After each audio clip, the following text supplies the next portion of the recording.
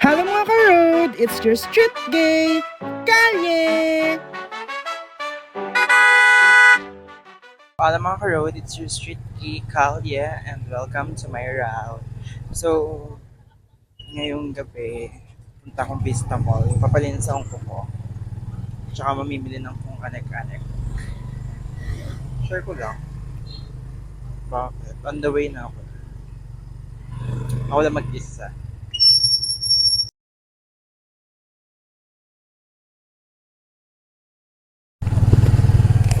Lapit na ako.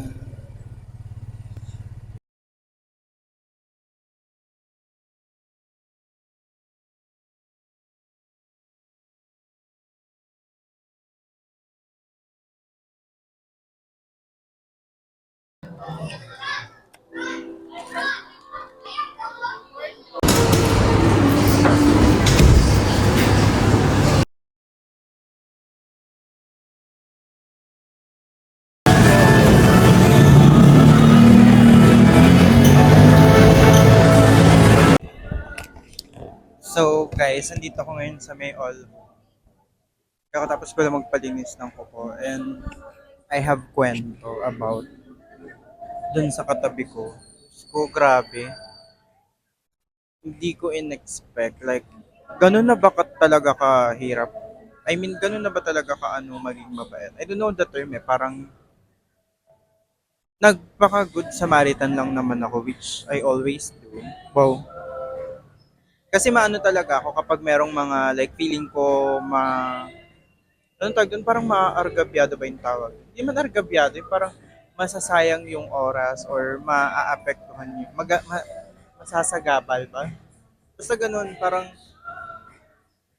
nag-ano lang naman ako, nagbigay lang naman ako ng like nag-share lang ako ng kindness kasi anong oras na rin kasi late na. So yung yung store, yung pinaglinisan ko magko-close na sila kasi nagbago na daw yung mall hours kasi nga dahil sa Meralco, kasi nga dahil sa kuryente tumataas nga ganito ganyan. So nagkakwento sila ng ganun. Tapos wait lang. So yun guys, going back, bali lumipat ako ng pwesto kasi merong mga makukulit na bagets. So yun, tapos dumating na rin yung order. Oh, share ko lang. Ayun nga, nalagay ko nga yung mic dito, wait lang. So mga ka-street lighters, update, nasa bahay na ako. Hindi ko na natuloy kanina dun sa labas kasi may mga may mga makukulit na bata. So, pumasok ulit ako sa Wendy sa loob ng store and then inantay ko na yung order ko doon. Tapos, nagtry akong lumabas. I mean, nagtry akong pumesto doon sa labas, malayo doon sa mga bata. Ang kaso naman, nalobat yung mic. Ay, eksena siya oh. Sobrang go fetch. Yun nga, nainis naman siya.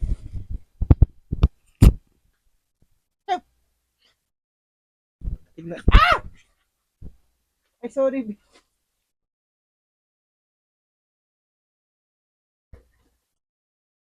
Nagba-vlog, di ba? Pwede, respeto. Respeto, oh. Tapos yun nga, di ba? Yun nga yung kinakwento ko yung tag dito? Yung dun nga, kasi nagpalinis nga ako dun sa Vista Mall. Ulitin ko na nga lang, nakakainis kasi. Hindi ko na alam kung saan ako natigil. Ganito kasi yon. So, nagplan ako magpalinis ng kuko dun sa Bell, dun sa Vista Mall. Eh, ang kaso, anong oras na kasi nun? Parang alas 7. Tapos kasi ang alam ko kasi, ang close nga ng mall nga is alas 10 pag weekends. Tapos binago na pala nila, 9 na lang. Parang same siya ng weekdays, ganun siya. So, edi ayun. Tapos, edi kampante ako. Tapos yung tag dito, edi ayun nga, hindi ko muna inuna. Syempre, muna ako. Parang dumaan kasi muna ako sa excuse me. Kasi naisip kong umorder sana sa pick up. Eh, ang kaso, parang nag-update yung app ko. So, Sabi ko, ang tagal pa, ganito, ganyan. So, umorder na lang ako sa Zeus kasi since may balance pa naman ako sa Zeus. So, sa Zeus na lang ako umorder. Tapos, pang ilan pa ako, parang ilang orders pa bago yung sa akin. So, ginawa ko, umorder ako sa, tanto, sa Belgian waffle syempre, ng waffle, ano bang in-order doon. Tapos, edi parang 7 something na. Minessage ko naman yung Bell. Tinanong ko kung open pa sila, ganto, ganyan, ganun nga. Tapos nung ano, yun nga, open pa nga daw, hanggang 9 nga daw. Pagpunta ko doon, edi order, okay na lahat, nakuha ko na lahat ng orders ko. Pagpunta ko doon, kesyo sabi magko-close na nga daw. Ay parang di na daw sila nag-accept. Tapos syempre pinakita ko sabi ko, sabi po hanggang 9, ganto, ganyan, ganyan. Ayun pala, parang wala na atang gagawa. Pero kasi may matatapos naman. So, tinanong naman ko ano daw yung gagawin. Sabi ko, pedicure lang naman. Sabi, go daw, ganito. Di pag ano ko doon, meron kasing nagpapagawa doon. Parang ano siya ng nails niya na, ano, babae nga, malamang babae. I mean, pwede rin naman kami. Nagpapanail siya doon sa dulo. Katabi ko siya, so doon ako natapat. Doon ako natabi doon sa tabi niya. So, ayan, ganto, ganyan, nililinisan na ako, kaming dalawa na lang yung natira. Tapos parang 8 something na eh. 8, 8:30 ata, ganto, ganyan. Nung una, ako yung inano nung receptionist, sabi niya sa akin, baka daw, ano, baka daw pwedeng kunin na yung payment, ganun. Tapos, ginawa ko, nagbayad na ako, syempre, kasi nga, naman ginagawa naman na ako, like, patapos na nga eh. So, okay na ako. Tapos maya-maya, parang ilang minutes, inano niya yung katabi ko. Sabi, baka daw pwedeng kunin na yung payment, ganito, ganyan, ganun. Tapos, sabi nung girl, kasi siya parang kakauwi lang niya galing ibang bansa. Or parang siya, anong tawag dun? Basta parang, kasi siya Englishera, tapos gayon nga, Pinay naman siya, tapos ganun. Anak, parang doon na lumaki, ganun. Tapos tag dito, ayun. Tapos parang ako naman, naisip ko yung store at the same time, naisip ko siya. Kasi, kasi sabi niya pala, wait lang, kasi wala yung mother ko, ganto ganyan. Kasi nasa labas, siya daw kasi magbabayad. Cash daw. Kasi parang tinanong siya, cash or card, ganun. Tapos sabi, cash po, ganto ganyan, kasi wala pa yung mother ko, ganto ganyan. Tapos naisip ko kasi, anong oras na eh? Anong oras na? Tapos, hindi ko pa alam na 9 na nagka-close yung mall nun. Tapos sabi ko, anong oras na eh? Sa isip ko, sabi ko, anong oras na eh, no? Sabi ko, parang, siguro baka kaya nila kinuha yung ano ko kasi mag inventory sila. So, yun. Ang ginawa ko, nag-offer ako. Actually, ang mali ko kasi doon, hindi ko siya inofferan. Pero nag-offer ako doon sa receptionist or sa kanila yung mga gumagawa. Sabi ko, kailangan na po ba? Sabi kong ganun. Sabi ko, kailangan na po ba ngayon? Tapos sabi nila, oo.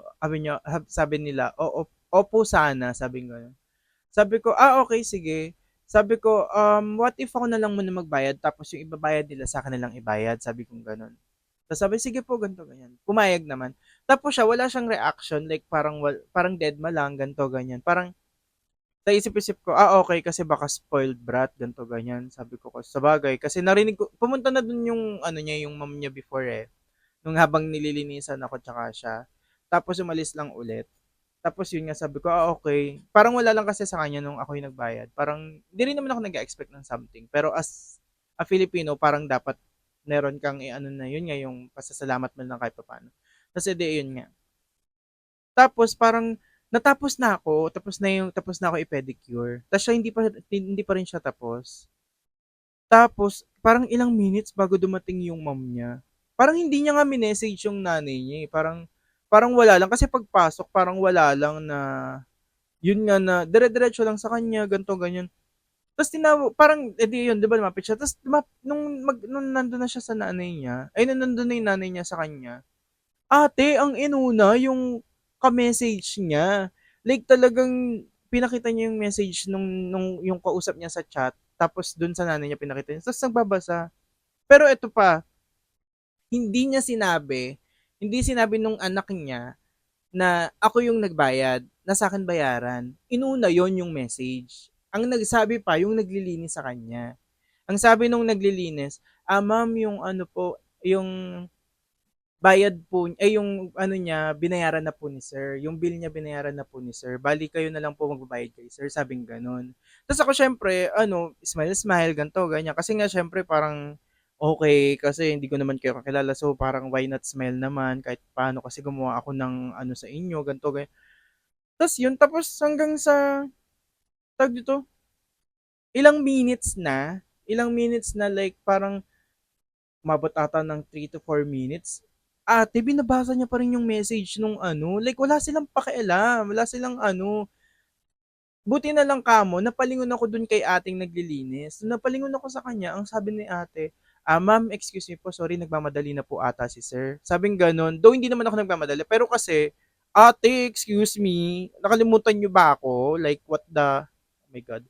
Tapos yun nga, tapos sabi niya, "Ay, oo nga pala, ganito, ganyan." Sabi niya na ano ko, na nawala ako, ganito, ganyan. Parang nadala ako ng ganito, ganyan, kung ano man. Sa isip-isip ko, what the hell? Andito lang ako sa tabi nyo. Ito lang ako. Tapos ayan lang kayo. As in, magkatabing magkatabi tayo. Yung anak mo, hindi man lang sinabi ng anak mo sa'yo na may utang kayo sa akin. I mean, hindi nyo naman, like, hindi nyo din naman ginusto. Pero kasi, iisipin nyo naman yung store, like, mag-inventory sila, ayaw nilang maabutan ng sara, ganto, ganyan. Alam mo yun, yung nakakaano lang. Tapos, nung nag-thank you siya, I mean, hindi pa nga eh, parang ano pa nga eh, parang labag pa nga sa loob niya yung pagbibigay ng pera sa akin eh. Puti nga sa akin, ako yun, kumbaga sinave ko yung anak mo dun sa pag ano ng, yung sa abalang magagawa nyo. Kasi kung hindi, malilate umuwi yung mga yun, di ba? Yung mga naglilinis. Tapos, nakakaano lang kasi, ano, yung, alam mo yun, sana man lang kahit papaano, nag-ano sila ng, ano, anong tawag dun, B? Yung parang, nag, kumbaga, ano yun, pay it forward ba? Kasi, alam mo yun, hindi naman sa nagdedemand ako ng ano, pero kasi, di ba yun yung, ayun yung tayo eh, doon tayo nakilala eh, doon tayo, I mean, doon tayo mas kilala sa pagiging mabait, pagiging generous ba tawag doon? Basta pagiging mabait, ganun. Parang doon tayo maano eh as a Filipino, 'di ba? Yung sana naman lang kahit papaano, kahit galing ka pang ibang bansa or what. Kasi ako may mga kakilala naman akong taga ibang bansa na umuwi sa Pilipinas na okay okay pa rin naman eh kahit meron silang like doon na sila lumaki or ano, marunong naman silang rumespeto or what. I mean, hindi naman sa ano, pero kasi parang wala lang kasi sa kanila eh, alam mo 'yun? Ang ano lang, ang hirap ang hirap lang maging mabait na sa mga ano ngayon, sa mga ganong klaseng tao. Like ilang beses ko na kasing na-experience yun lately eh. Parang wala na lang sa kanila yung pasasalamat, yung word na ay thank you, ay salamat, ganito, yung ganon, yung pinapawalang bahala na lang nila. Parang kapag ginawan ka ng ano, ang dating pa, malamang yung iba may mga manonood na, wow, kala mo talaga ang daming viewers. I mean, siguro kung may mga makakanood man nito, yung parang yung iba, yung parang iba iisipin is, hindi naman nila ginusto na gawin mo yun sa kanila eh. Yung ganon, di ba? Iisipin ng mga tao na ganon eh, na, ginusto mo yun eh, nag-ano kayo, nagbida-bida kayo. Yung ganon, hindi yun eh, hindi yun yung point eh. Ang point kasi, yung parang, kahit papano, tumanaw tayo ng kahit kahit konting ano lang, like babaan natin yung sarili natin, yung ganun ba? Like isipin natin na meron din tayong maaanuhang ibang tao, 'di ba? Ako kasi ang iniisip ko kasi nung time na yon, yun nga first nga yung sa store kasi nga kailangan nila mag-inventory ng agad. Alam mo yon yung kaya sila humingi ng ano ng consent. Ay, consent ba tawag doon? Kaya sila humingi ng ano na ang tawag doon yung paumanhin. Anong tawag other term for paumanhin? Kasi parang, sir, baka po pwedeng kunin eh. Anong tawag doon? Ginano nila ko eh. Ginano nila kami. Ano yung tawag doon? Yung parang kaya sila humingi ng,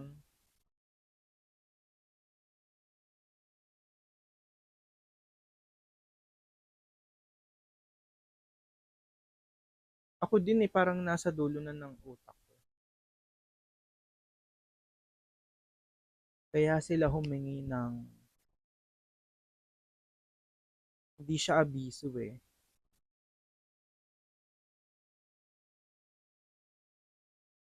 Hindi consent eh, no? Kaya sila humingi.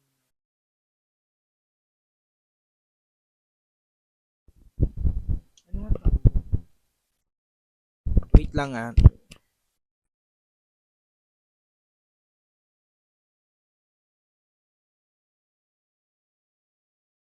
Hindi rin naman paumanhin.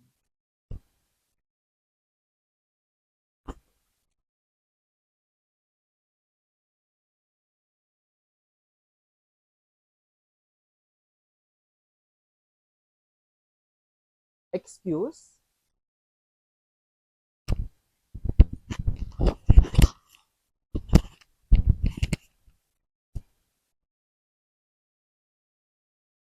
Kaya nga sila humingi.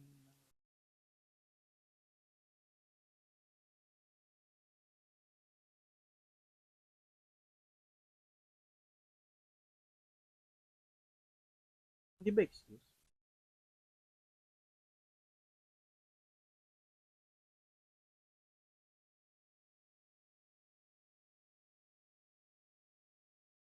B, are you thinking?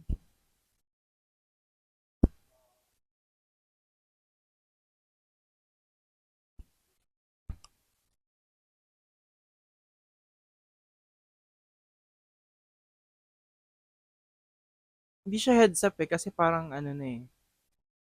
Sir, pwede na po ba man namin mahingi yung ano, yung payment niyo? Ganon. Ano yung tawag doon? Kaya sila umano, kaya sila nag ano agad. Anong tawag doon? Oh my God. Nakalimutan ko. May tamang tawag doon eh. Comment down below kung ano yun.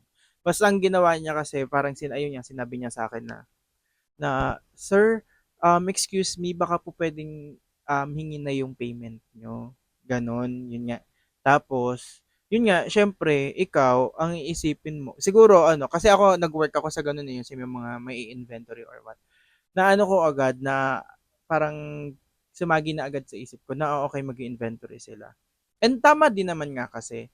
So, kung 9 p.m. ang close ng mall, tapos 9 p.m. ang close ng mall, so dapat, bago mag-9, mag-inventory ka na. Para saktong 9 or kung before 9, pwede ka na magsara. 'Di ba? So, dapat ganun. Ayun yung naisip ko talaga doon. Tapos, yun nga, tsaka na lang sumagi sa akin, tsaka na lang sumagi sa isip ko na, okay, isa-save ko na lang din pati siya. Yung ganun, alam mo yun, nauna ko talagang isipin yung store. Pero kasi, nung naisip, pala hindi ko na lang sila inisip. Parang dapat inisip ko na lang yung sarili ko para kahit papano, hindi na ako mahihiyang mag-ano sa kanila na, ay miss, wait lang ho, bago nyo po basahin niya, baka pwede nyo muna akong bayaran kasi may pupuntahan pa po ako. Yung gano'n, 'di ba? Eh bilang ano, nagbago na ako. Wow, nagbago. Hinayaan ko na lang din. Eh sana ano, sa susunod na mga makakasalamuha nila eh hindi na sila gano'n.